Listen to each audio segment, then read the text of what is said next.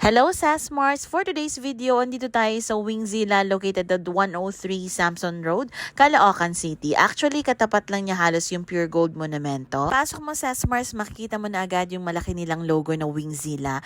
And look at the ambience mga Sasmars, diba? Parang may pagka-Japanese vibe siya. Maluwag din dito mga Sasmars, try niyong pumunta ng mga lunchtime. Ang ganda natutuwa talaga ako sa mga ganitong resto. Ito na yung menu nila, screenshot nyo na lang. First four na chicken natin nito try, we have salted egg, New York buffalo, soy garlic, and yangmyeon. Fairness, yung chicken wings nila malalaki mga Sesmar, sulit to. Natin ita-try itong salted egg. Lasa mo talaga siya, hindi siya yung powder lang na salted egg.